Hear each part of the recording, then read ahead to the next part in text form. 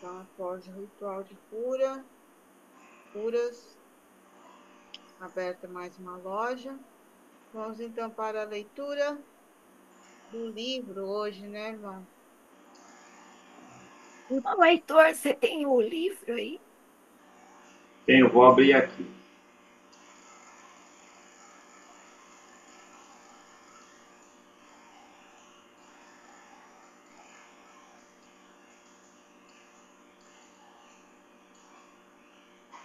Capítulo 5: Seu conhecimento e poderes internos. É nos mundos interiores e mais sutis que o mestre é o adepto. Esses mundos estão todos abertos para ele e suas forças sutis estão sob seu comando. Ele completou aquilo que está descrito em A Voz do Silêncio. Abre aspas. Ajude a natureza e trabalhe com ela, e ela o tomará como um de seus criadores, prestando-lhe obediência, abrindo-lhe as portas de seu seio puro e virginal. Não manchada pela mão da matéria, ela mostra seus tesouros somente aos olhos do Espírito, olhos que nunca se fecham, olhos para os quais não há véus em todos os seus reinos. O mestre Kutume escreve: nós apenas seguimos e copiamos humildemente a natureza em seus trabalhos. Fecha aspas. Entretanto, não há nisso nada de sobrenatural. Todos os conhecimentos e poderes do adepto são perfeitamente naturais e a semente do adeptado é inerente e latente em todos os homens. Trabalhamos por meios e leis naturais e não sobrenaturais. Todos esses meios são os poderes divinos do homem e as possibilidades contidas na natureza. Chegamos agora ao assunto ocultismo e no que ele consiste. Não é o que HPB chama as artes ocultas, tais como astrologia, numerologia, quiromancia e etc. Nem mesmo clarividência não treinada, tal como está hoje se tornando progressivamente comum, como sempre foi nas raças primitivas e nos camponeses rudes, e possuída até mesmo por animais. A diferença está bem descrita em A Voz do Silêncio. Estas instruções são para aqueles que ignoram os perigos dos ides inferiores, e HPB comenta então. A palavra Pali, do id, é o equivalente da palavra sânscrita siddhis, ou faculdades psíquicas, os poderes anormais no homem. Há duas espécies de siddhis, um grupo que abrange as energias inferiores, rudimentares, psíquicas e mentais, enquanto outros requerem um mais elevado adestramento de poderes espirituais. Estes poderes espirituais estão relacionados e descritos na terceira parte dos aforismos da Yoga de Patanjali, cujo estudo explicará muitos acontecimentos aparentemente miraculosos nos primeiros tempos da sociedade teosófica. O psiquismo inferior é esporádico, incerto, e não está sob o controle da inteligência e da vontade. O progressivo crescimento e desenvolvimento da natureza mental geralmente o interrompe. Os Atlantes tinham poderes astrais desse tipo primitivo. A raça ariana, desenvolvendo principalmente a atividade mental, perdeu muito dessa sensibilidade astral primitiva. Os poderes psíquicos superiores são mais confiáveis e controláveis, por serem iluminados pelo eu divino impessoal. As visões da clarividência inferior são frequentemente distorcidas e deformadas pelas inclinações pessoais e idiosincrasias do vidente, bem como pelos pensamentos daqueles que o rodeiam. Lembro-me de Charles Webster de Bitter descrevendo-me em certa ocasião como o mestre tinha adestrado sua clarividência. O mestre deu-lhe uma meditação especial que rapidamente lhe abriu a sensibilidade psíquica nascente. Perguntei-lhe então por que ele não ensinava isso aos seus alunos especiais, e ele me respondeu, porque prometia ao mestre que nunca o faria. Algumas vezes o mestre Kuthumi vinha, e em outras o mestre de Balcum, e eles lhe pediam que descrevesse o que via. Oh, não, o mestre dizia, olhe mais no fundo, desencoraje o fator pessoal, pois o mais leve preconceito ou propensão do vidente, mesmo que inconsciente, deformará e desviará o que ele vê. Por isso, a verdadeira visão somente é possível àqueles que estão despertos e unificados com o princípio divino em seu interior. O mestre escreve a Sinet: você estará certo ao relacionar o real conhecimento e a verdadeira causa do verso citado com um plano mais elevado de iluminação espiritual, a maior escuridão, na qual o perfeito Siddha finalmente submerge. É, portanto, aquela absoluta escuridão que constitui a absoluta luz. O verdadeiro conhecimento aqui mencionado não é um estado mental, mas espiritual, implicando na completa união entre o conhecedor e o conhecido. O conhecimento humano é uma questão a ser examinada. O verdadeiro conhecimento é obtido pela união direta e completa do conhecedor com o conhecido. Por isso, completo contato interior e reação. Mais uma vez, o mestre escreve: o reconhecimento dos níveis mais elevados do ser humano neste planeta não é atingido pela mera aquisição de conhecimento, nem enormes quantidades do mais perfeito acúmulo de informação podem revelar ao homem a vida nas regiões mais elevadas. Deve-se obter conhecimento dos fatos espirituais por experiência pessoal e verdadeira observação. E os poderes devem ser adquiridos pelo desenvolvimento pessoal e pela transcendência. A ninguém eles podem ser dados. A regra férrea é que qualquer poder que alguém obtenha só pode ser alcançado pelo seu próprio esforço. E eles só podem ser adquiridos pela mente e pelo coração purificados, desenvolvidos e controlados. e sobre a superfície serena e plácida da mente tranquila, que as visões reunidas do invisível encontram uma representação no mundo visível.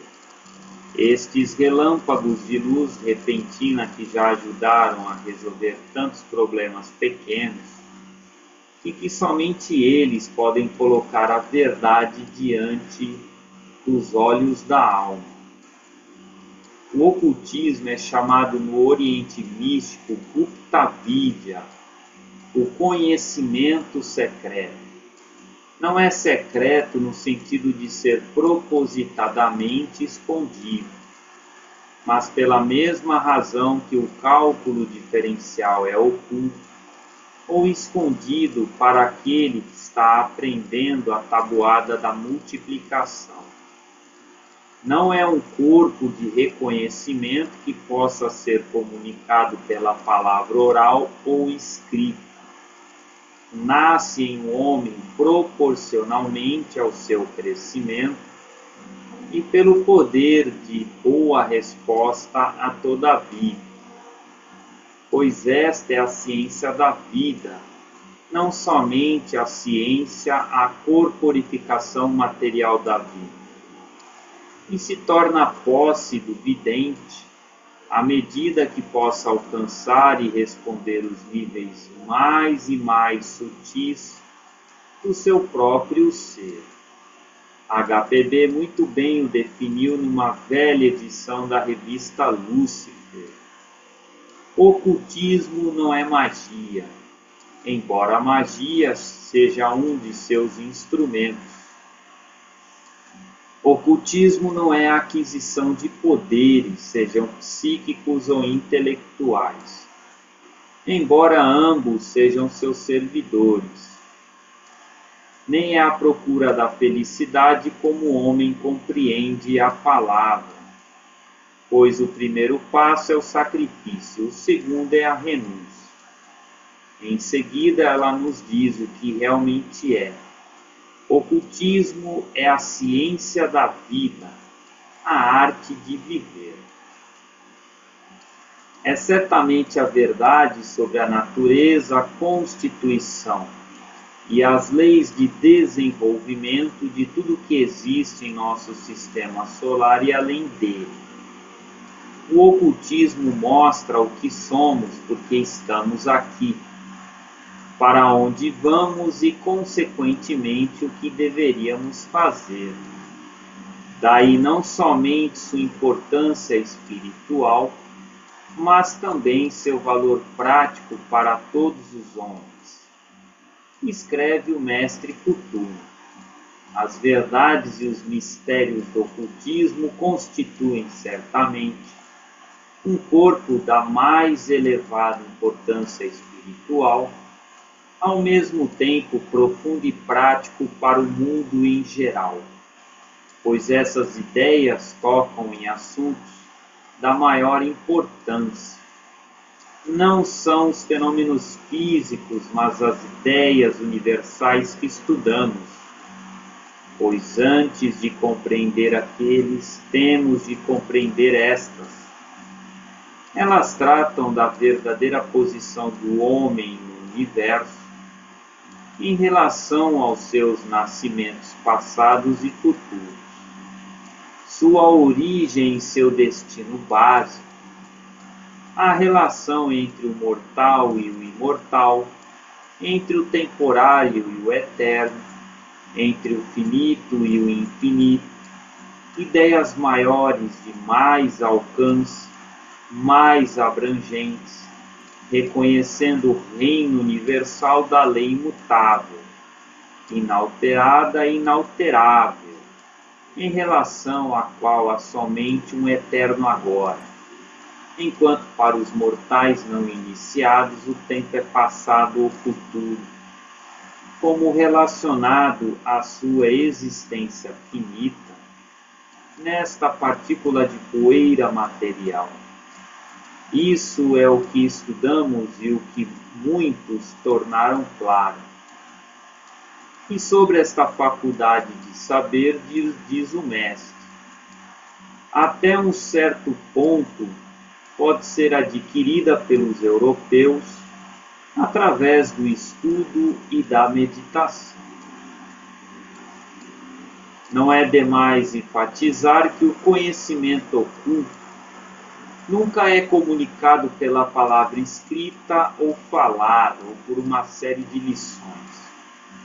Valiosos e inspiradores ensinamentos e conselhos podem ser dados dessa maneira, mas não a verdadeira Gupta Vidya. Esta é dada à alma quando afastada do corpo de noite ou via Antakarana, o elo, uma vez que esteja suficientemente formado entre a alma e sua contraparte divina. Há uma certa parte do plano astral onde alguns desses ensinamentos são mais facilmente comunicados à alma, temporariamente livre do corpo, denominada em Luz no Caminho como a sala do aprendizado. A mais comum das lembranças no cérebro físico é a de um vasto templo grego, com degraus baixos, enquanto no interior parece haver salas cujas paredes estão emitindo luz violeta, na qual desenhos, palavras e símbolos aparecem e desaparecem. Pode continuar lendo, ou irmã Samira, ou irmã Cida? Sim, sim, por favor.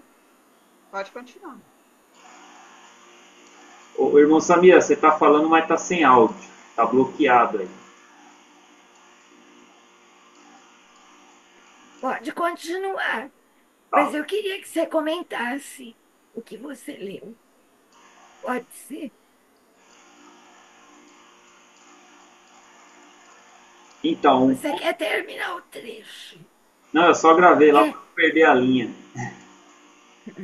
Então, um ponto interessante aqui é a questão em que nos dias atuais as pessoas ficam extremamente vislumbradas com certos poderes ocultos ou artes ocultas, né? E que muitas das vezes elas são reminiscências em uma vida instintiva e primitiva de outras reminiscências, de outras existências que nós vivemos. E que elas de fato foram muito importantes, inclusive para a nossa sobrevivência. Como é dito no texto, e é um ponto muito importante, é que conforme o ser humano vai evoluindo em todo esse processo de desenvolvimento no seu quaternário inferior e essa aproximação por meio do Antakarana com a nossa alma, o nosso corpo causal, né, nosso campo da mente abstrata, nós tendemos a desenvolver esse corpo mental e nos afastar desse tipo de um psiquismo, vamos dizer assim, mais interiorizado, que é muito caracterizado da própria personalidade, né, como persona, essa máscara que nós vestimos, que é de fato, né, esse corpo de carne que é passageiro, está sujeito, né, às diversas vicissitudes da vida e vai envelhecer e vai deixar de existir, né? Então, seus aspectos ali relacionados não só com o corpo, mas também com o aspecto da mente, do aspecto mais emoção relacionado aí ao seu corpo astral e seu psiquismo, a tendência com essa amplificação, esse desenvolvimento, como nós já vimos aí em vários livros, principalmente os livros em que o próprio Charles Webster Leadbeater ali descreve as diversas auras, né, presentes em cada ser humano e o impacto que os pensamentos e as emoções criam, né, na nossa aura, nós podemos perceber ali que o corpo mental ele se expressa de uma forma bem muito amplificada, de uma cor amarela muito viva, né, que é uma característica de um processo evolutivo, né? E o que o nosso corpo causal nos traz, na verdade, é o somatório dessas experiências, né? Principalmente aqueles mais impactantes que vão abranger nosso coração, né? Os aspectos morais e éticos ali que estão envoltos, né, no nosso processo de evolução. Mas o ponto importante que também o livro diz e esclarece é justamente essa questão do próprio ocultismo, né, que não é a busca da felicidade nem a aquisição de poderes que é descrito ali, mas de trilhar ele em sacrifício e renúncia. Porque a nossa personalidade tem desejos, tem paixões, tem apegos.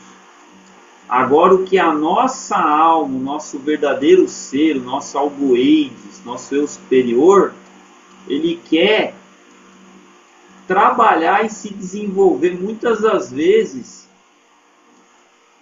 de forma totalmente oposta com o que a personalidade quer. Então, o objetivo de trilhar o ocultismo é, na verdade, você fazer uma fusão, um canal, alargar esse canal entre o nosso eu superior e a nossa personalidade. E dali nós vamos perceber a aquisição de outros poderes mais profundos. Aí a gente pode descrever mesmo a própria intuição, que é um poder muito mais profundo, muito mais amplo, até que às vezes o Osmar diz que a verdadeira mediunidade é a arte da oratória, é a capacidade que você tem de captar aquela intuição e descrever ela, como uma forma de palestra, expressar essa oratória aí, que também é uma das 8 artes liberais da própria franco-maçonaria, que os irmãos sabem muito bem todo esse processo de aprendizado. Então é isso que eu gostaria de comentar a respeito. Eu vou compartilhar aqui novamente para a gente continuar a leitura. Se tiver um irmão que quiser comentar, fica à vontade também. Excelente explanação, muito bom. Ela fala também dessa clarividência, que é o que o irmão falou, A clarividência descontrolada, o adestramento disso, E tem uma forma de fazer isso, de evoluir e adestrar isso, e que esse poder, digamos assim, entre aspas, até os animais têm. Então, que nós não temos um entendimento ainda para conseguir colocar isso sob controle, Que é a evolução do mental, Muito interessante. Eu acredito que o maior perigo no desenvolvimento dos poderes é a pessoa se tornar orgulhosa, é a pessoa se tornar acima do que os outros irmãos, se colocar como dona da verdade. Esse é o maior perigo e a maior queda que um iniciado pode ter. Então a gente tem que tomar muito cuidado, que até os mestres, mesmo aqueles iniciados mais adiantados, que poderiam ter uma certa clarividência, e os mestres também comentam que eles utilizam de uma forma até acadêmica de comparar suas investigações com outros, para que você não acredite em tudo aquilo que você realmente está vendo, mesmo numa clarividência treinada. Você tem que comparar com outros irmãos clarividentes para justamente ver se aquilo é fidedigno ou não. Então não é simplesmente ver e tomar decisões como uma verdade absoluta, né? Tudo é muito relativo, muito pode se manifestar como uma forma de certos aspectos inconscientes da própria pessoa, né? Se ela tiver conflitos dentro dela, isso também vai se manifestar, né? Então é um problema sério isso daí.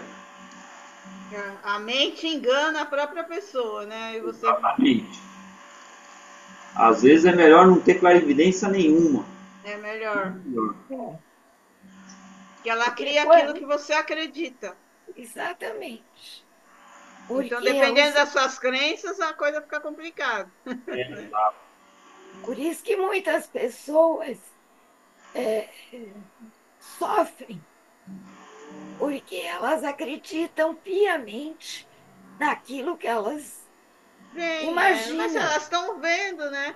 Por isso que É, desenvolve a esquizofrenia. isso. Então, os pensamentos, eles são muito traidores.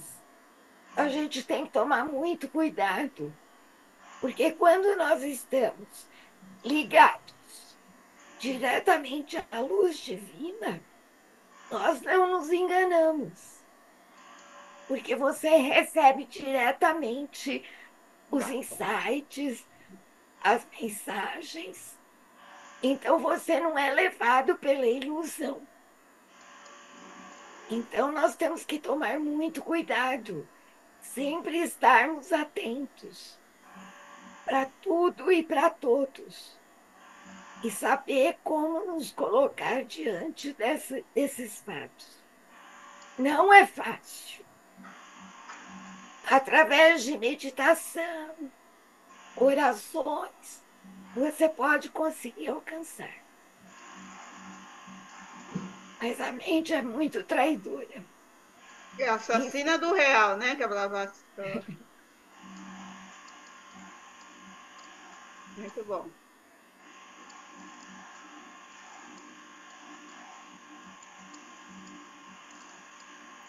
O conhecimento secreto é do adepto porque ele cresceu para isso. O mestre escreve: o adepto é a rara florescência de uma geração de buscadores. E ele, para chegar a ser um adepto, aquele que busca, deve obedecer ao impulso interior da sua alma, independentemente das considerações prudentes, da ciência ou da sagacidade mundanas. Notem a ênfase dada à inteligência e à vontade.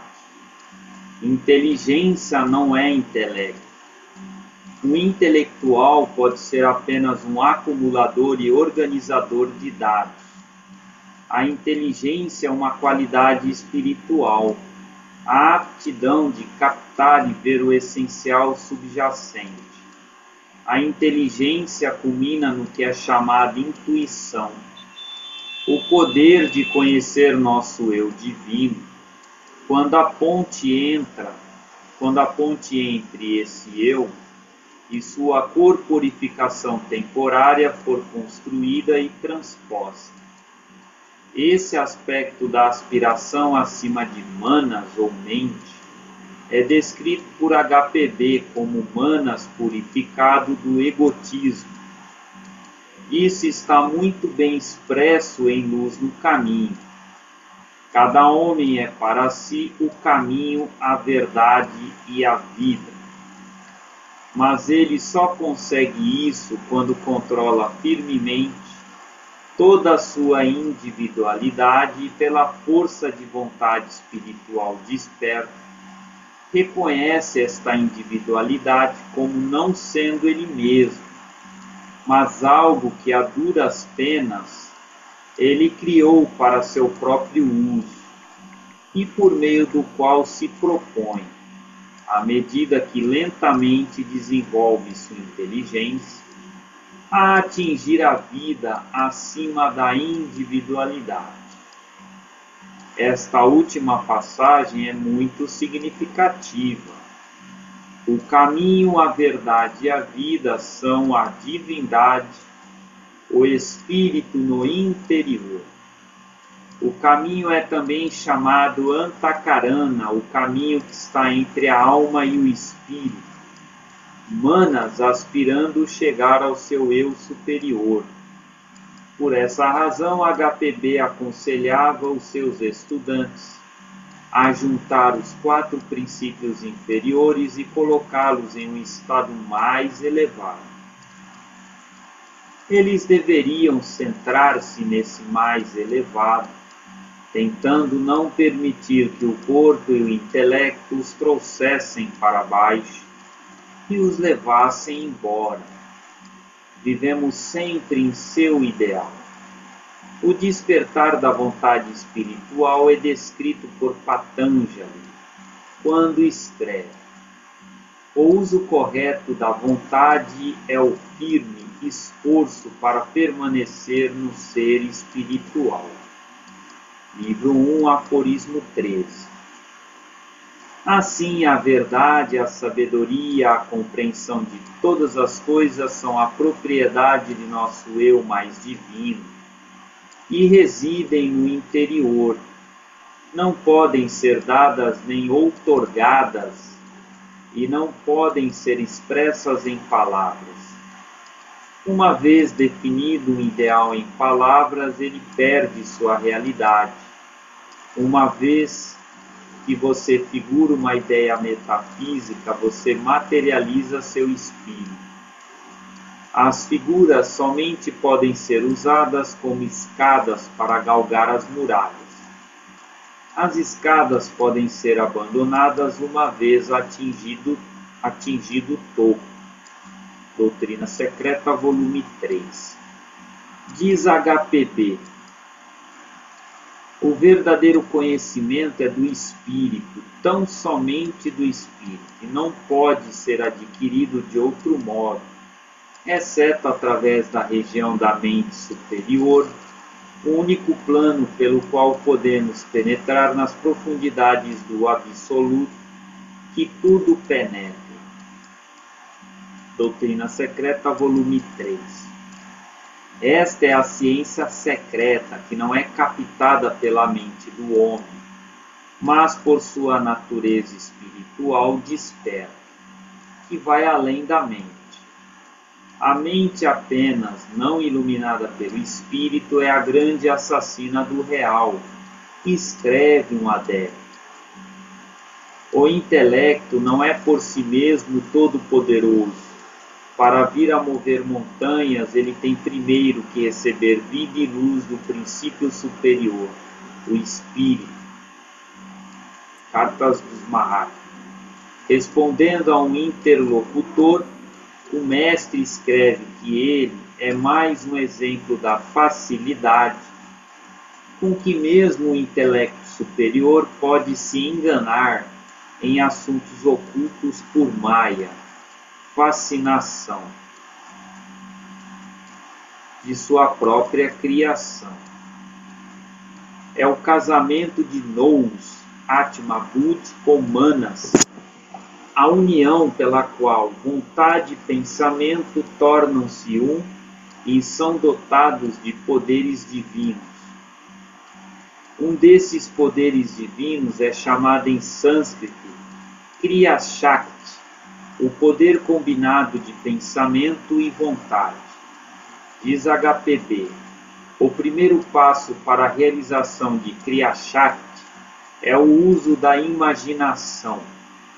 Imaginar uma coisa é criar firmemente um modelo do que você deseja, perfeito em todos os detalhes. A vontade é então posta em ação e a forma é assim transferida para o mundo objetivo. Isto é Kriya Shakti, o poder de produzir formas no plano objetivo através da potência da ideação e da vontade, a partir da matéria invisível e indestrutível. Usando esse poder, HPB produziu muitos de seus fenômenos físicos, tais como a criação de uma 13ª xícara e pires num piquenique, Eu mesma vi fenômenos semelhantes por iogues hindus. Algumas pessoas dirão que são sobrenaturais, mas diz HPB, nós ocultistas não acreditamos em fenômenos sobrenaturais. E os mestres riem da palavra milagre. A fonte e base disso está no espírito e no pensamento, quer no puramente divino, quer no plano terrestre. E o mestre Kuthumi diz em uma carta, para vir a ser um perfeito adepto ele leva longos anos, mas finalmente vem a ser o mestre.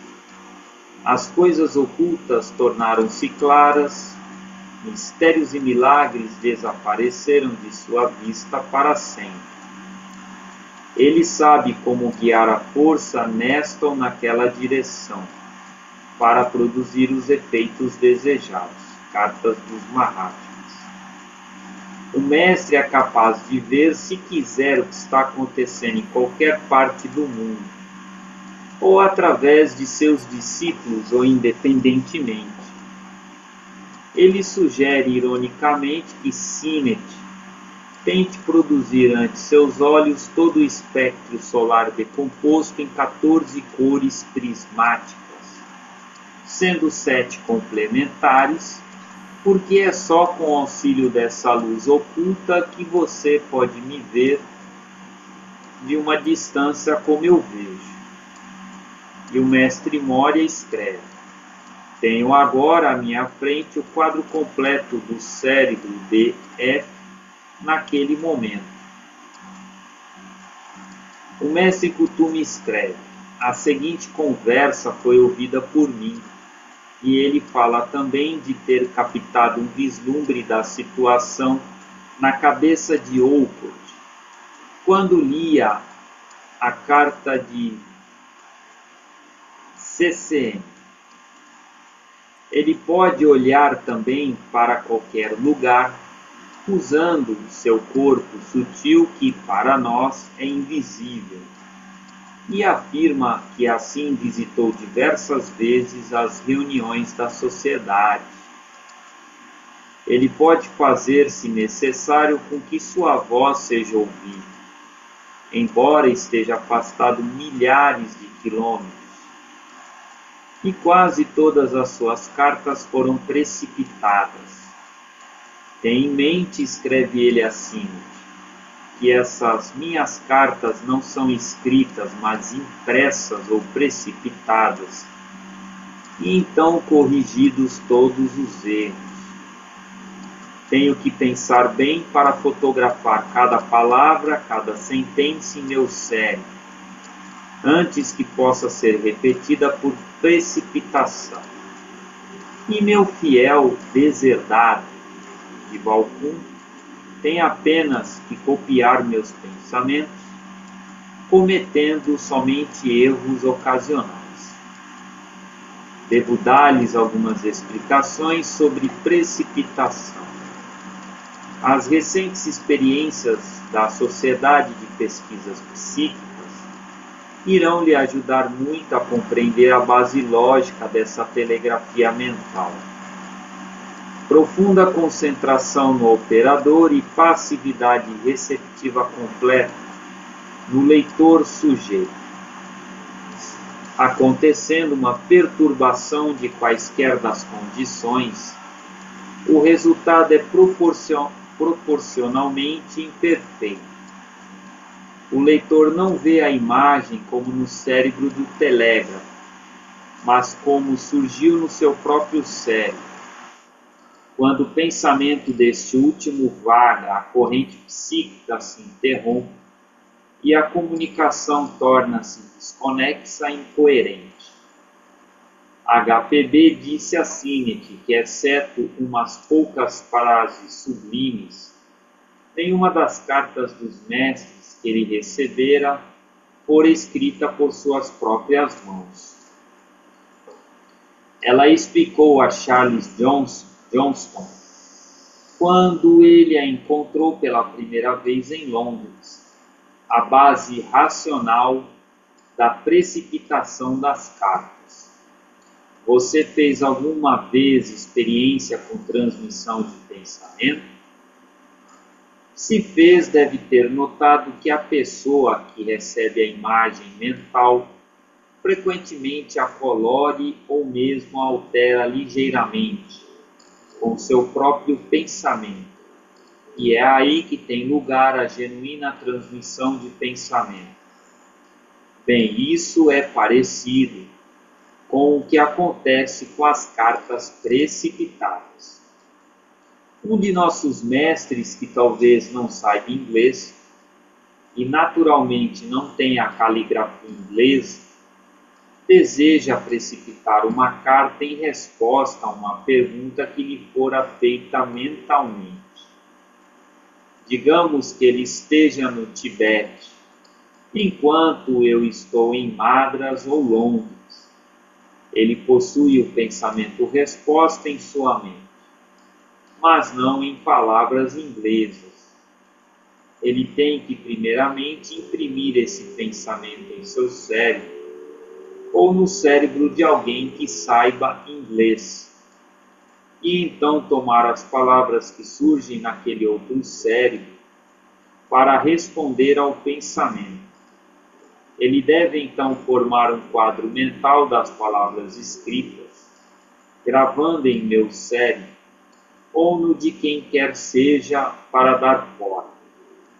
Então, ou por meu intermédio, ou de algum Shela com quem esteja ligado magneticamente, ele precipita essas formas, pensamento no papel, primeiro transmitindo as formas para a mente do Shela e depois dirigindo-as para o papel, usando a força magnética do Shela para imprimir e juntar o material preto, azul ou vermelho, conforme o caso da luz astral. Ele pode assim escolher cores e pigmentos para marcar a figura na letra, usando a força magnética do Shela para imprimi-las e guiando o conjunto por sua própria força magnética bem maior. Só um minuto.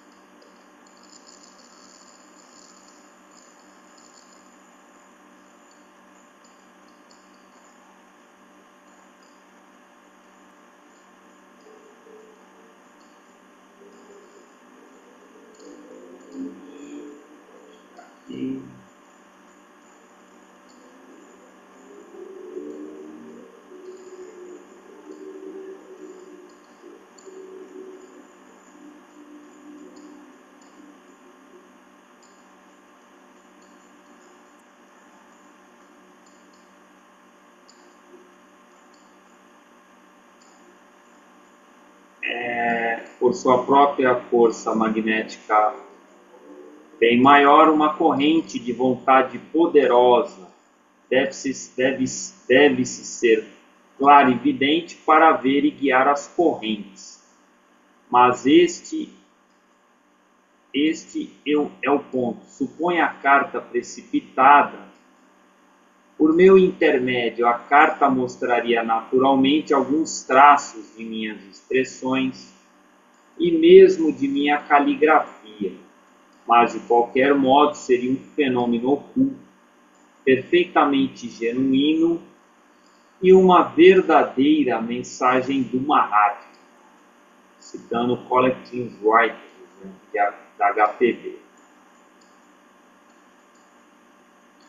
O adepto pode também se tornar fisicamente visível se desejar, mas, como ele diz, isso implica um considerável dispêndio de energia interior. Sinnett estava muito ansioso para que o mestre lhe aparecesse, e o mestre escreveu: se você tivesse visões todas as noites, logo deixaria de dar-lhes qualquer valor. Mas há uma razão poderosa para que você não seja satisfeito. Isto seria um desperdício da nossa força. Tão frequentemente quanto eu, ou qualquer um de nós, possa se comunicar com você, seja por sonhos, impressões de vigília, carta ou visita em forma astral, isso será feito. Mas o mestre adverte Sinet de que ele poderia não gostar do que veria.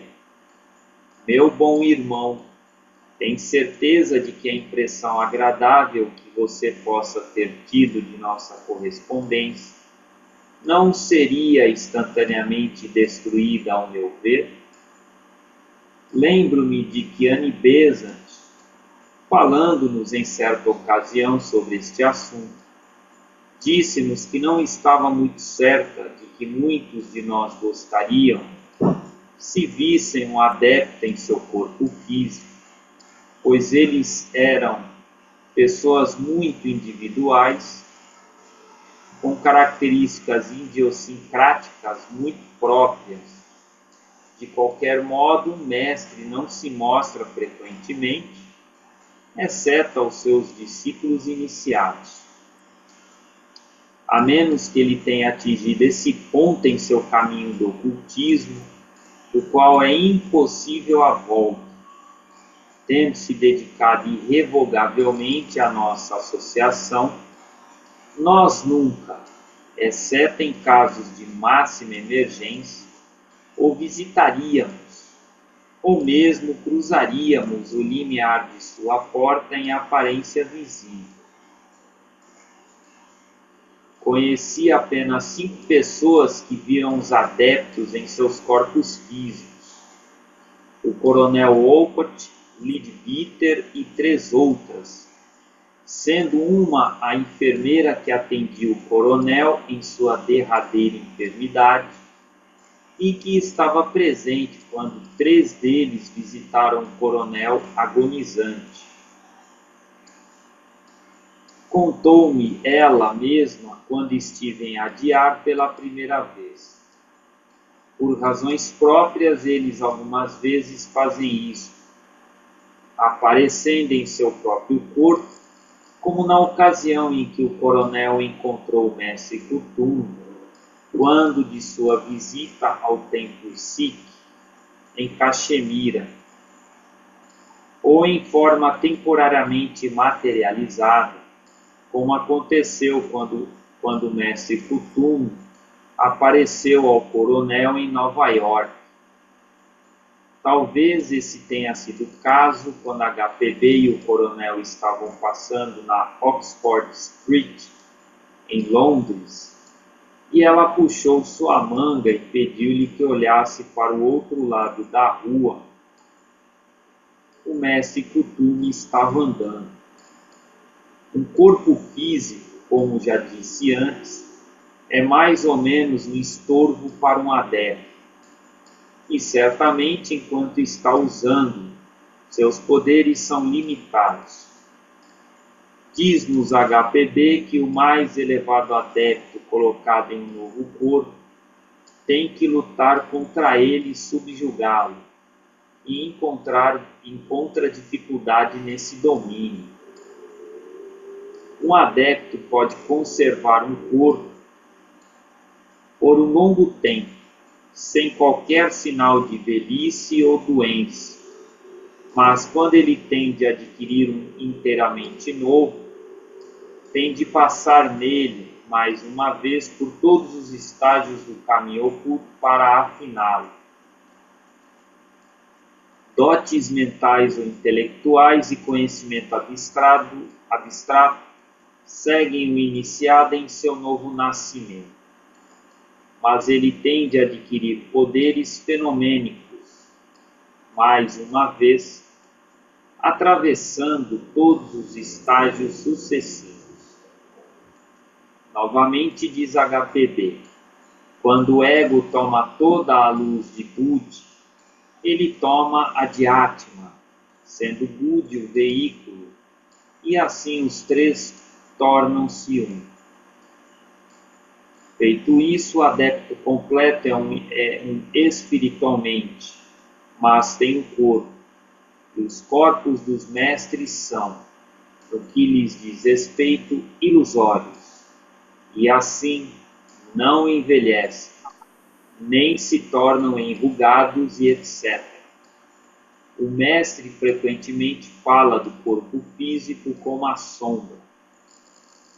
O mestre Kuthumi escreve: o Chang Chubi, um adepto que, pelo poder de seu conhecimento e iluminação de sua alma, tornou-se isento da maldição da transmigração inconsciente. Pode, por sua vontade e desejo, em vez de reencarnar somente depois da morte, fazê-lo repetidamente durante sua vida, se assim lhe aprouver. Ele tem o poder de escolher para si mesmo novos corpos, neste ou em outro planeta, enquanto na posse de sua antiga forma, que ele preserva para suas próprias finalidades. HPB também escreve em A Doutrina Secreta, volume 3, que o adepto branco não é sempre dotado no princípio de poderoso intelecto. É a pureza do adepto, seu amor igual para todos, seu trabalho com a natureza, com o karma, com o seu Deus interior, que lhe dá seu poder. O intelecto só por si mesmo produzirá o mago negro, pois o intelecto isolado é acompanhado por orgulho e egoísmo. É a soma do intelecto com o espiritual que faz o homem, pois a espiritualidade evita o orgulho e a vaidade. A habilidade do adepto para criar réplicas físicas de si próprio explica, penso, aquelas aparições misteriosas, segundo relatos de todas as frentes de batalha durante a Primeira Guerra Mundial, do camarada de branco. Eu, pessoalmente, encontrei 2 soldados que tinham visto e contatado, e eles me contaram circunstancialmente a mesma história. A melhor descrição de um adepto no corpo físico está no livro How Theosophy Came to Me, de Charles Bieber. Ele pode também trabalhar através dos veículos de seus discípulos aceitos de maneira muito íntima e particular. O discípulo aceito tem seus veículos ligados com os do seu mestre de maneira muito íntima. Diz-se frequentemente que um discípulo é um posto avançado da consciência do mestre. Podemos também dizer que é uma extensão do sistema nervoso do mestre. Em nosso sistema nervoso temos 2 sistemas de nervos, um que nos traz impressões do exterior pelos nervos sensoriais. Destas impressões sensoriais formamos nossos conceitos mentais. E através do outro grupo, os nervos motores agem sobre o que nos cerca. Através dos nervos sensoriais do discípulo, o mestre pode observar não somente pessoas e objetos dentro da própria consciência do discípulo, mas também um campo bem mais amplo do que o mais jovem na vida oculta é capaz de fazer por si mesmo. E não somente no campo mais amplo, mas também infinitamente mais profundo, como se for um telescópio celestial e uma lente de aumento. Isso é no lado receptivo.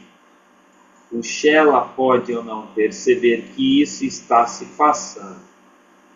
No lado ativo, o mestre pode irradiar, através dos veículos do seu discípulo, muitas influências de ajuda e força, numa área bem mais ampla do que o discípulo possa perceber.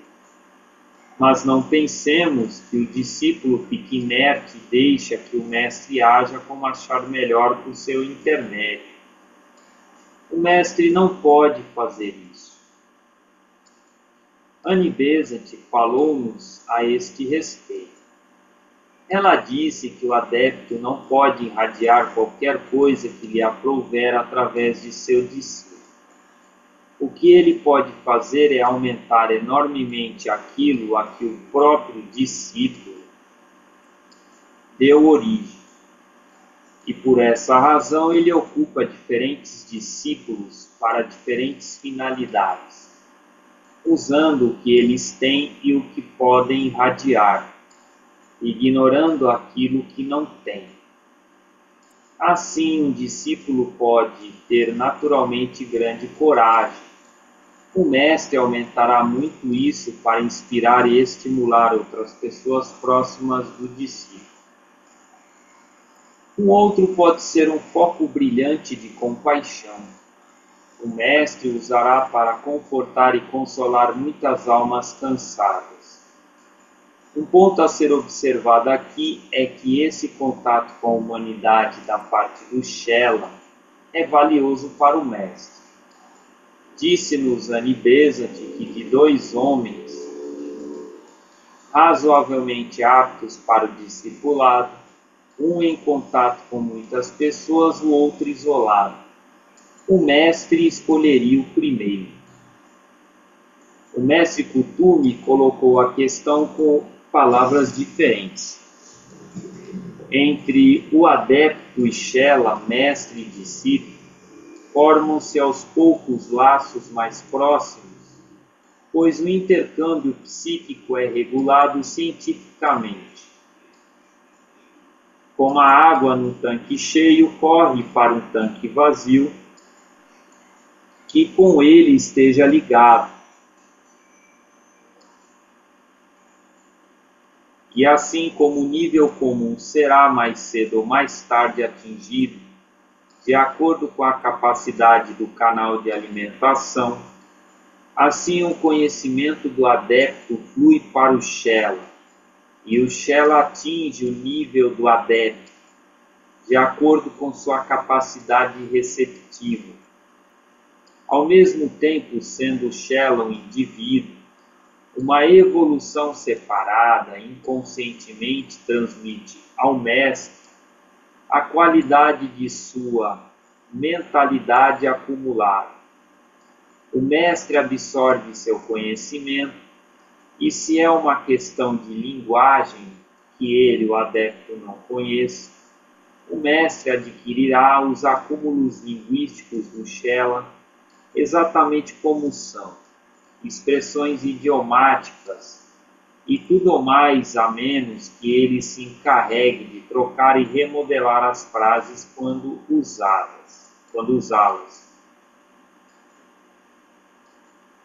Posso dar um exemplo dessa relação entre mestre e discípulo. Um dia em Manor, Sydney, Austrália, Leadbeater descreveu algo incomum que ele observara na aura de um rapaz, seu aluno, que era também um discípulo aceito.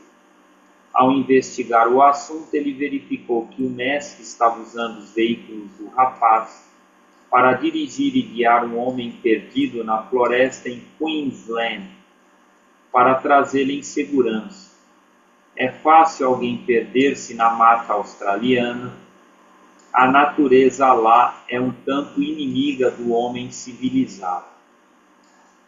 Qualquer preconceito mesquinho inibirá o mestre de usar seu discípulo, pelo menos a esse respeito. Certa noite, um mestre estava falando sobre isso a seu discípulo. Ele mencionou como exemplo um discípulo hindu que tinha uma opinião arraigada sobre a suposta inferioridade da mulher. O mestre enviou-lhe um pensamento apreciativo sobre o sexo feminino. O pensamento voltou como um bumerangue impossibilitado de encontrar receptividade.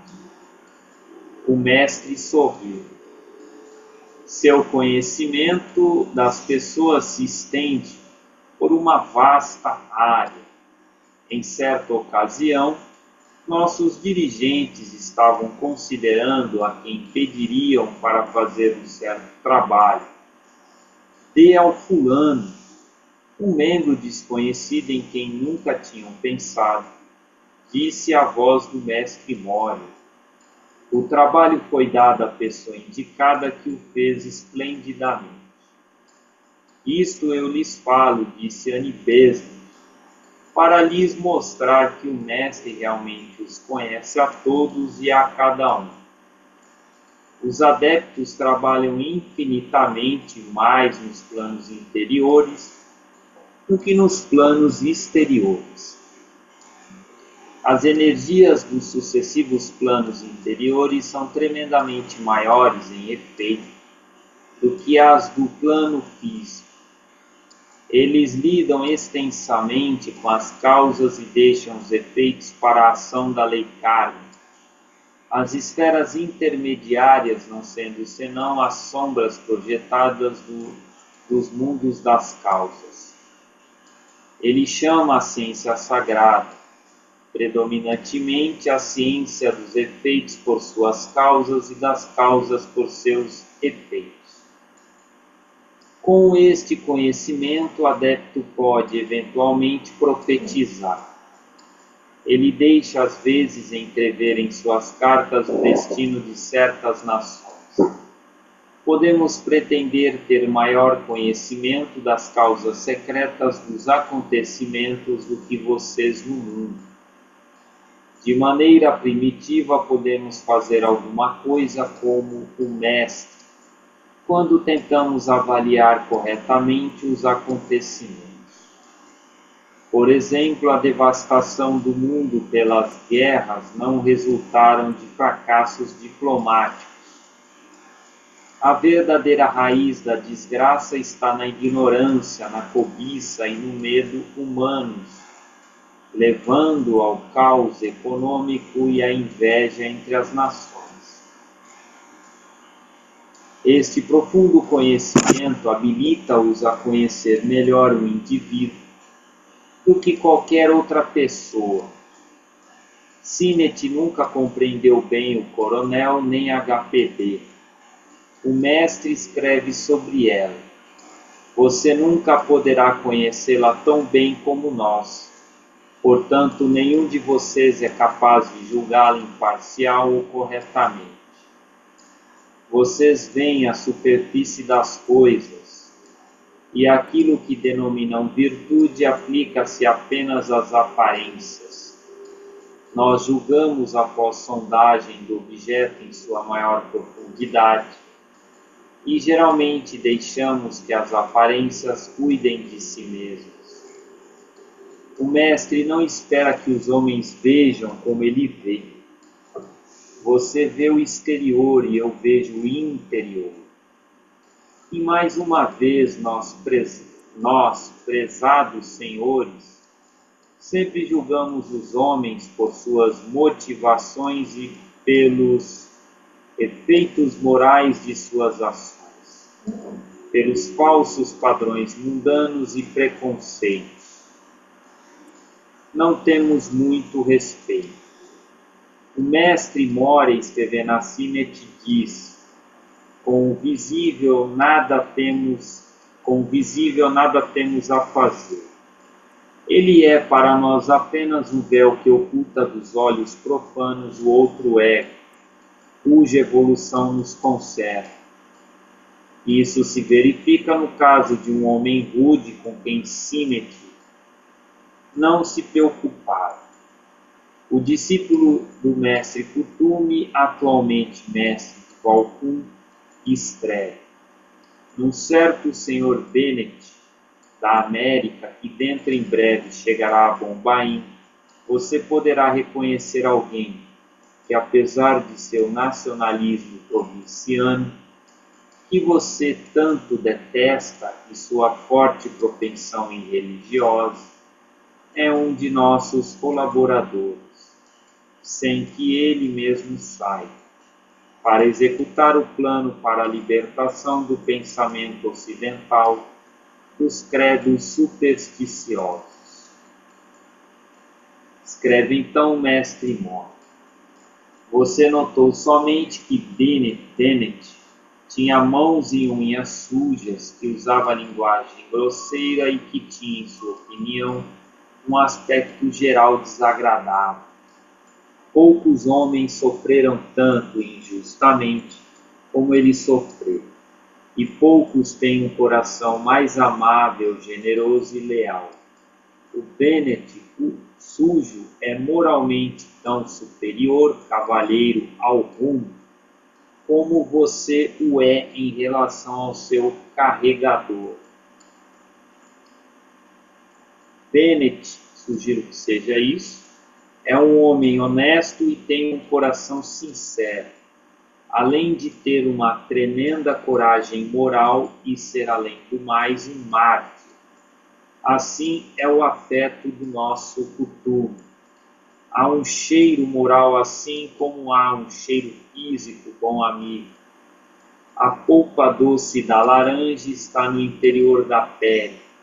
Saíbe, olhe o interior da caixa para ver as joias e não confie naquelas imagens que estão na tampa.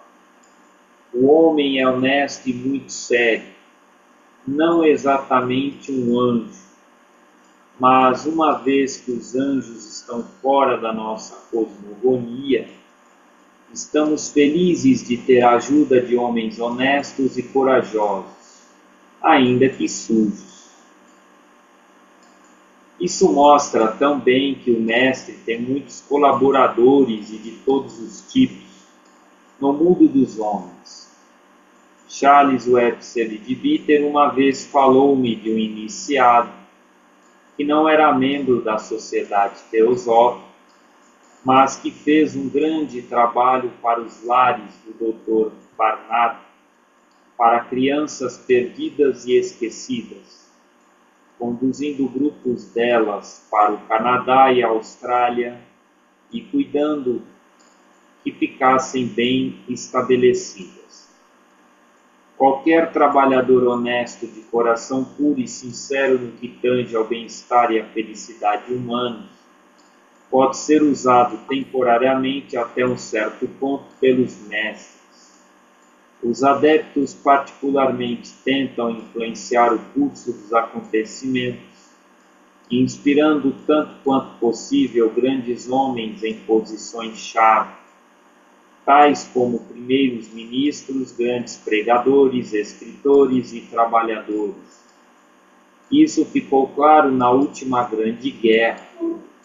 Sir Winston Churchill foi assim inspirado. Ele próprio estava consciente disso, pois disse em 1942: tenho por vezes uma sensação, de fato eu a tenho muito forte, uma sensação de interferência.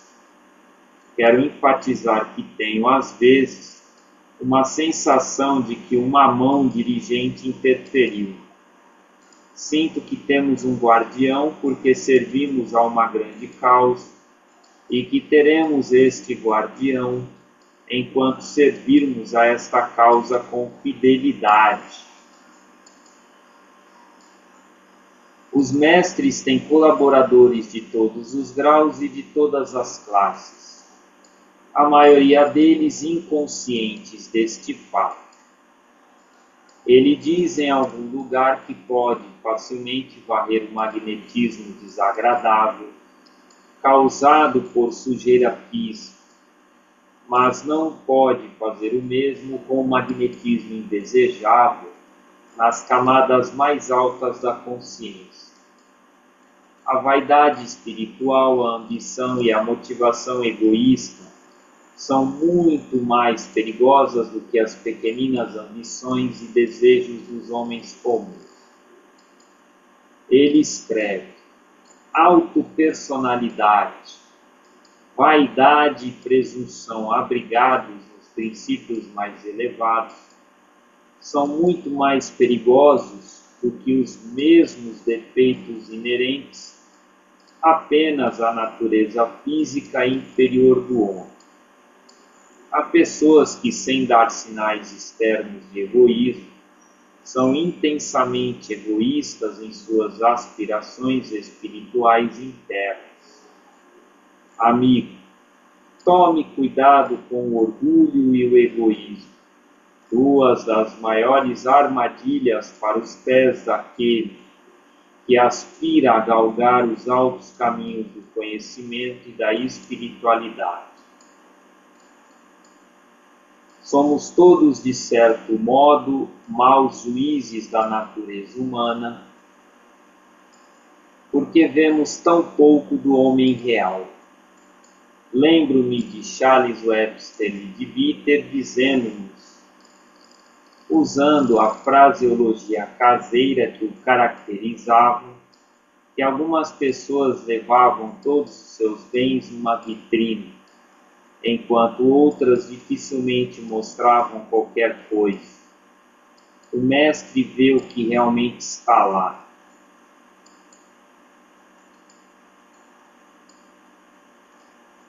Quanto falta, irmão?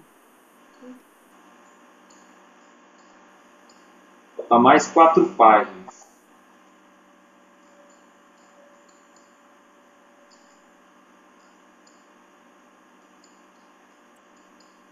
Uma vez, faz muito tempo, Annie Besant fez-nos uma palestra em Adyar sobre o trabalho dos mestres nos diferentes planos da natureza. A menor parte do trabalho deles é feita aqui. Seria desperdício de tempo para eles fazer conferências ou escrever livros. Tal trabalho é deixado para seus chelas. No plano mais alto, o Atman, o veículo do mestre é um átomo e contém o plano inteiro. Isso parece verdadeira insensatez, mas não é a descrição de um fato, porém uma imagem simbólica do que é inteiramente indescritível e incompreensível, totalmente fora do tempo e do espaço, segundo nossa consciência. Aí todo adepto é um ponto focal para o poder e a maravilha do plano, e atua num estado de contínua radiação. No plano búdico, o primeiro dos planos da forma, o mestre trabalha através de grupos organizados que têm sua alma, por assim dizer, neste plano, tais como as grandes religiões, a sociedade teosófica, e todos aqueles que se dedicam ao bem e à felicidade do homem. Estas formas são como o cálice em que o mestre serve o vinho da vida, com bênção e inspiração. Vou tomar um pouco d'água.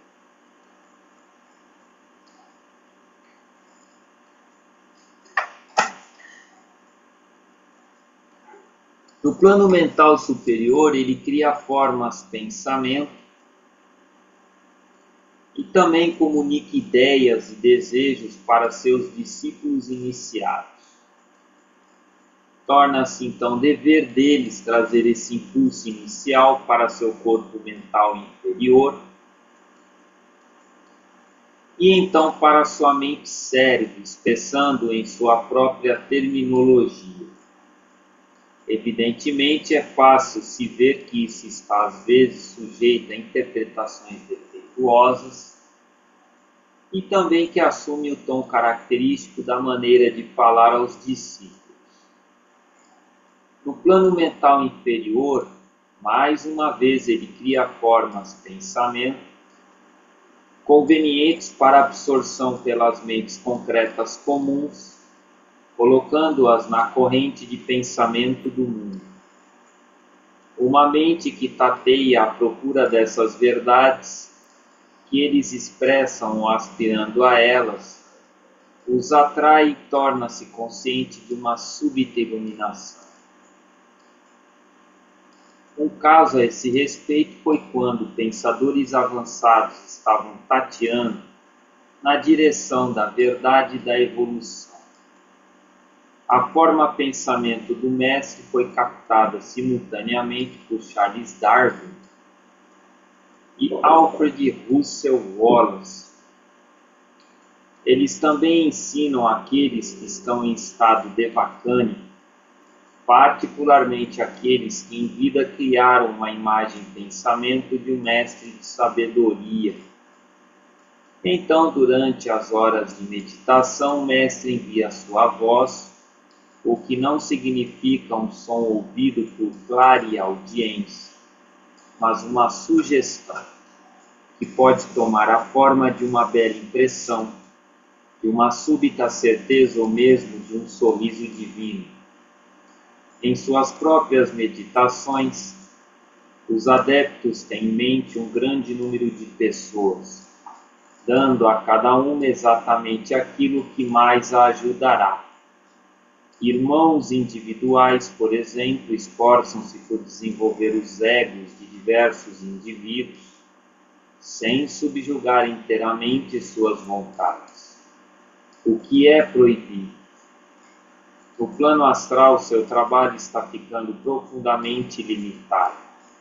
Aí eles frequentemente ajudam os mortos, ensinam a seus discípulos mais jovens e auxiliam em casos de necessidade de ajuda. A consciência do mestre tem sempre seu discípulo em mente, mesmo quando não está conscientemente olhando em sua direção. Foi-me contada uma história por um dos discípulos de Charles Webster de Bee sobre o que ele viu acontecer há muitos anos atrás, quando viajava com seu professor na Índia. Um certo Rajá tinha temporariamente colocado um de seus palácios à disposição de Biter e de 2 de seus discípulos que o acompanhavam. O Rajá tinha uma estrada de ferro particular partindo de seu palácio. E um dia os 3, viajando num carro, pararam à margem da linha. Atravessaram em direção a uma loja nativa para apanhar um relógio grande que haviam deixado para consertar. E de Biter voltou trazendo o relógio e um cacho de bananas. Assim sobrecarregado, não viu uma profunda depressão entre as linhas da estrada de ferro e caiu. Nesse momento, saindo de uma curva, veio o trem. Horrorizado com o que provavelmente aconteceria, o jovem viu o corpo de Leadbeater ser impulsionado como se fora por uma catapulta e colocado em segurança na margem da linha. Caramba, caramba, disse-lhe Leadbeater ao chegar ao carro. Chocante desperdício de força de parte do mestre, devido ao meu pouco cuidado. E esse é o caso também com seus discípulos reencarnados do passado, mesmo quando não estão ainda conscientes desse laço na vida presente. Notáveis exemplos disso ocorrem hoje nas vidas de Annie Besant e de Victor. Houve uma ocasião em que Annie Besant foi física e misteriosamente transportada de uma multidão perigosa para uma rua sossegada, e também um momento quando, em desespero, contemplava a ideia de tomar veneno. Ela ouviu uma voz que mais tarde reconheceu como a do mestre Moria, dizer-lhe: covarde, que sonhou com o martírio e não pode suportar os poucos curtos anos de dor. E em certa ocasião, nos primeiros tempos da vida de Leadbeater, quando ele ia para casa por uma das ruas de Londres à noite e estava para atravessar a soleira de uma porta protegida por uma marquise que ameaçava desabar, uma voz advertiu-o de que pulasse para o lado. Eles estão também atentos às tendências dos acontecimentos mundiais neutralizando, às vezes usando seus próprios corpos, tanto quanto a lei permite, tendências más, algumas vezes colocando uma contra a outra, e assim tentando conservar um equilíbrio de poder. Em certa ocasião, HPB andava com seu mestre por um caminho rochoso no Tibete, e ele bateu com o pé numa pedra e seu pé ficou ferido e sangrou. HPB ficou espantada que alguém tão sublime estivesse sujeito a acidentes comuns. Ela ficou ainda mais espantada quando ele, passando a mão no local, o recompôs por completo. Ou ela o interrogou sobre isso, ou ele leu seu pensamento, pois lhe explicou que naquele momento em sua consciência no mundo, alguma coisa estava acontecendo que traria grande desastre para muitos, e ele a desviou para si próprio, e com esse ligeiro inconveniente para ele, outros sofreram muito menos, sendo atingidos pela catástrofe do que de outro modo o seriam, embora não tenham escapado por completo. Isso ilustra uma das muitas maneiras de como o adepto faz parte do muro de proteção, mencionado em A Voz do Silêncio, que afirma: é ensinado que os esforços acumulados de longas gerações de yogis, santos e adeptos criaram, por assim dizer, um muro de proteção em torno da humanidade. Muro esse invisível que protege a humanidade de males ainda piores. Nas palavras poéticas desta pequena escritura, eles são autodestinados a viver através de futuros kalpas, idades, não agradecidos e não percebidos pelos homens, comprimidos como uma pedra entre outras inúmeras pedras, formam um muro de proteção, construído pelas mãos de muitos mestres de compaixão, erguido por seus sacrifícios, cimentado por seu sangue. Esse muro protege a humanidade desde que o homem é homem, protegendo-o de mais e maiores misérias e sofrimentos.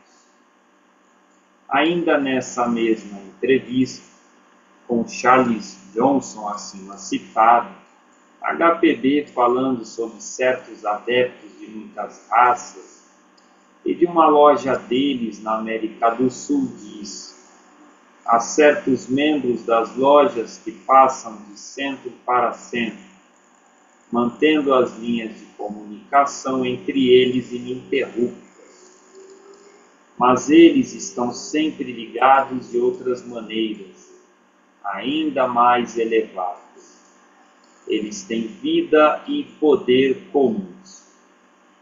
E de Viter chama essas consciências unidas de o mar brilhante da consciência da fraternidade.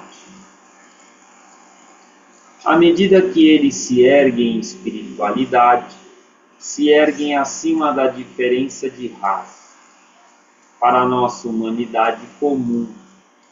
A série é ininterrupta.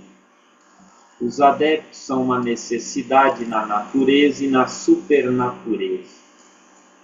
Eles são os elos entre os homens e os deuses, sendo esses deuses as almas de grandes adeptos e mestres de raças e idades que se foram, e assim por diante até o limiar do Nirvana. A ligação é ininterrupta. Quando Johnson perguntou-lhe o que eles faziam, ela respondeu: você dificilmente compreenderia, a menos que fosse um adepto, mas eles mantêm a vida espiritual da humanidade. Então ele lhe perguntou como eles guiavam as almas da humanidade, e ela respondeu: de muitas maneiras. mas principalmente ensinando diretamente às almas no mundo espiritual. Mas isso é difícil para você entender. É, entretanto, bastante claro. Em certos períodos regulares, eles tentam dar ao mundo em seu conjunto a correta compreensão das coisas espirituais. Isso é muito evidente na tendência do pensamento religioso atual. Um deles aparece para ensinar as massas e é ligado à tradição como o fundador de uma religião Krishna. Foi um desses mestres, bem como Zoroastro, Buda e Shankaracharya, o grande sábio do sul da Índia. Assim também foi o Nazareno. Ele se adiantou contra o parecer dos demais para ajudar o povo antes do tempo, movido por uma grande piedade e um entusiasmo pela humanidade. Ele foi prevenido que a época era desfavorável, mas apesar disso ele persistiu. E assim foi morto por instigação dos sacerdotes. Mas este não é o único trabalho dos adeptos. Em períodos mais curtos, eles enviam um mensageiro para tentar ensinar o mundo. Tal período vem no último quarto de cada século, e a Sociedade Teosófica representa seu trabalho para essa época. Ele perguntou: como isso beneficia a humanidade? E ela replicou então: como o fato de conhecer as leis da vida beneficia você? Não o ajuda a escapar das doenças e da morte? Bem, há uma doença da alma e uma morte da alma. Somente o verdadeiro ensinamento sobre a vida pode curá-las. Os adeptos trabalham também com os anjos das nações. Os anjos da guarda, que são por si mesmos o epítome de seus cargos,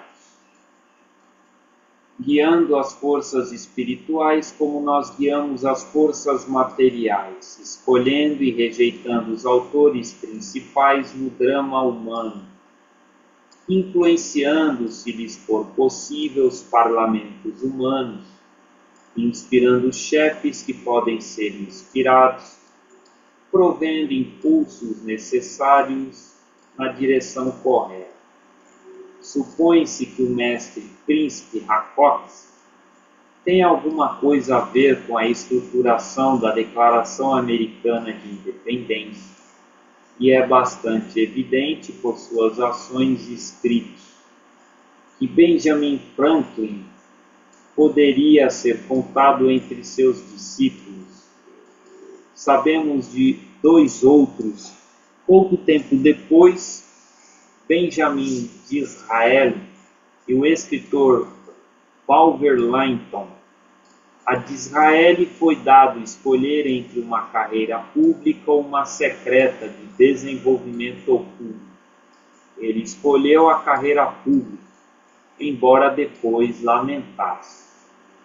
E de Bitter contou-nos que Bulwer Lytton costumava jantar com o pai de Lidbitter, e em certa ocasião, quando ele era ainda um menino, passava pela sala de jantar para furtar um bombom da mesa antes que o hóspede chegasse. E para seu horror, ouviu seu pai e o hóspede na porta da sala de jantar.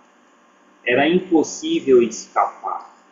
Assim ele se escondeu sob a mesa e estava condenado a aí ficar durante todo o jantar.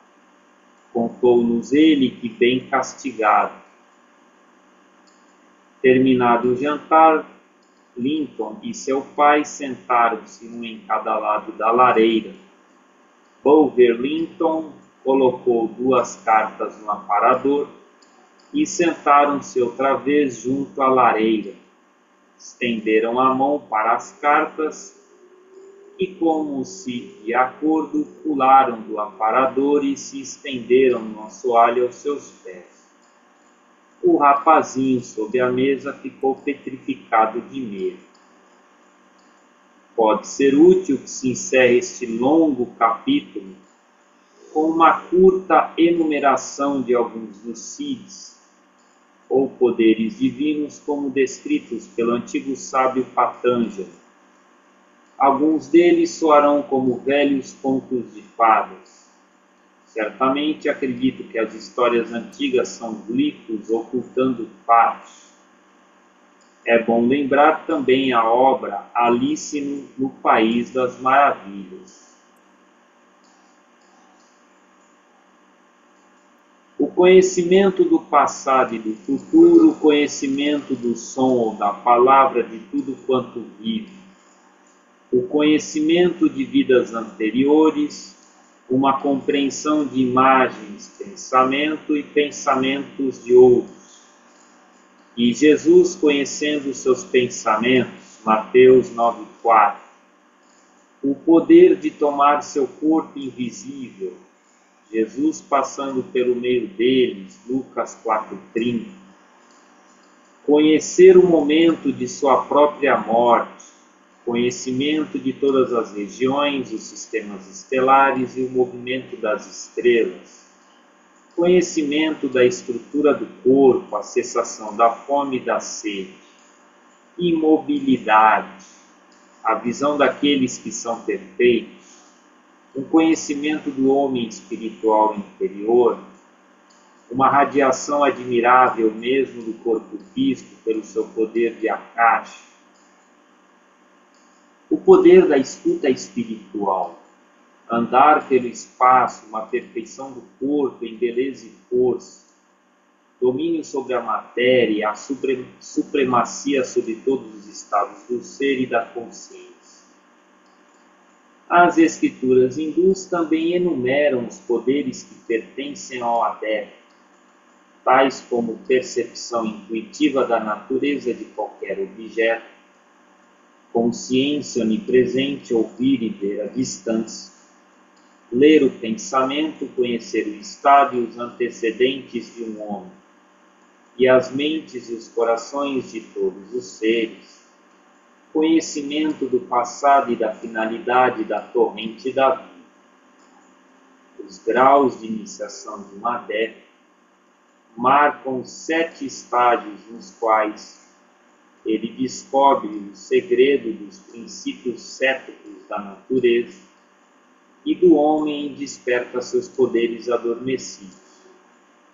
A natureza segue a mesma linha desde a criação do universo até a de um mosquito.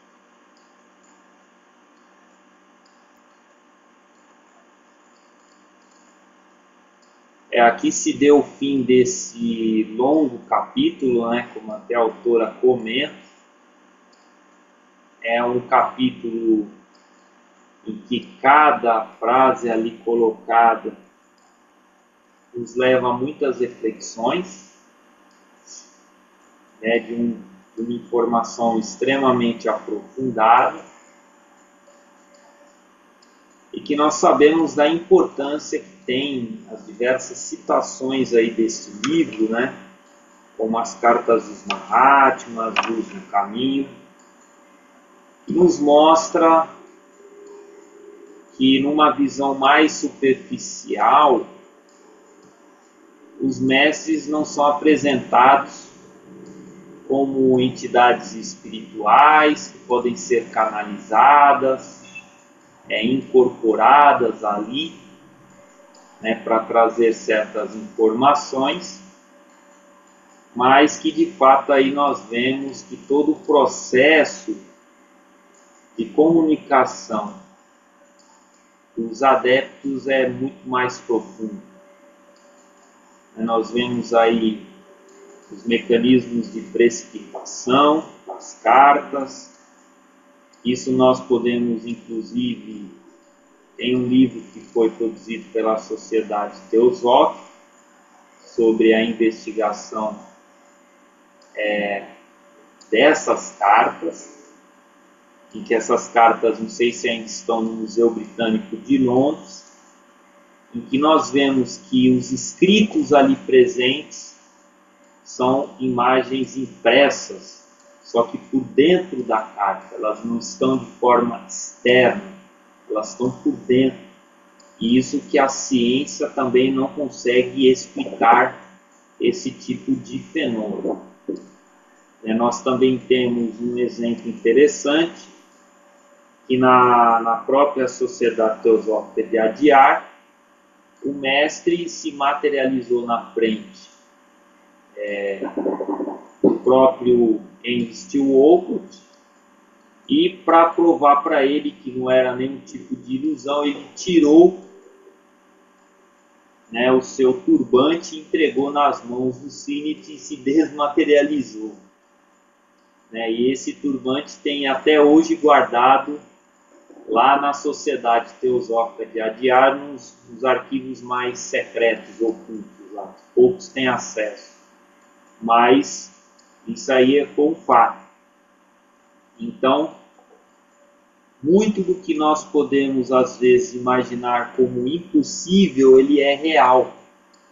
Não de forma sobrenatural, mas de leis que ainda nós não temos acesso, não conhecemos, a ciência também não tem acesso, porque imaginemos o seguinte: todos esses grandes cientistas e a humanidade tivessem de fato acesso a esses poderes que os adeptos têm, realmente, com o mundo como se vive, de uma forma egoísta, onde o carro-chefe da humanidade é economia, é lucros e mais lucros,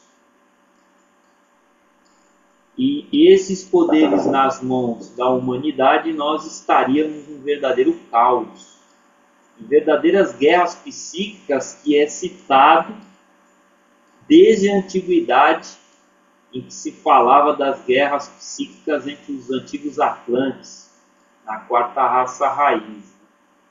Então nós poderíamos ter coisas muito piores, com acesso a essas informações e esses conhecimentos, e são muito poucos, mesmo aqueles iniciados, ainda muitos, creio, não tenham acesso, a não ser realmente um mestre de sabedoria, e de compaixão. Então, se algum irmão quiser contribuir aí também, a gente, acho que já está quase na hora, né? 9h57. O irmão me lembrou a palestra do irmão Ismael, que ele falou que a Atlântida, que acabou sendo desaparecendo justamente por conta disso, por conta dos poderes que eles tinham, que eles usavam assim descontroladamente, e exercia poder sobre os outros, tinha um domínio mental muito grande, um poder psíquico muito grande, e isso levou até a afundar a própria Atlântida. Talvez isso esteja até retardando para que a gente evolua mais nesse sentido, porque os mestres vão controlando também, porque sabe que nós ainda não temos condições para isso, Então a evolução tem que ser mais lenta, para não ser autodestrutiva, Com certeza. Então, gratidão, irmão Heitor. Muito bom, excelente essa explanação. Irmã Samira, gostaria de falar alguma coisa?